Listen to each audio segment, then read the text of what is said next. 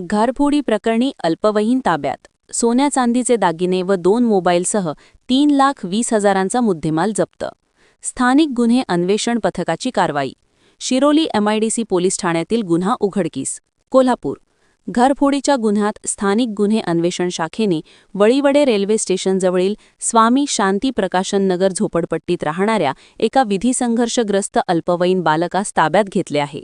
त्याच्याकडून सोन्या चांदीचे दागिने, 2 मोबाईल हँडसेट असा एकूण 3,20,113 रुपये किमतीचा मुद्देमाल जप्त करण्यात आला असून शिरोली MIDC पोलीस ठाण्यात दाखल असलेला घरफोडीचा गुन्हा उघडकीस आला आहे.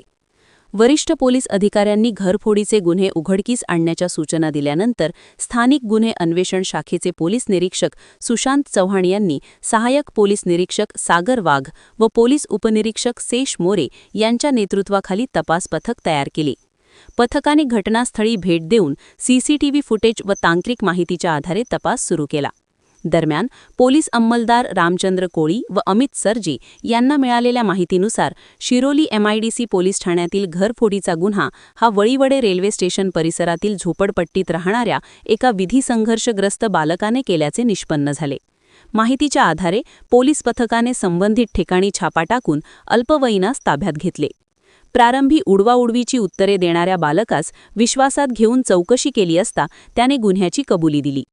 त्याच्याकडून चोरीस गेलेले 19.20 ग्रॅम वजनाचे सोन्याचे दागिने, लक्ष्मीहार व ठुशी तसेच 78.250 ग्रॅमचे चांदीचे कडे तसेच विवो कंपनीचे 2 मोबाईल हँडसेट जप्त करण्यात आले.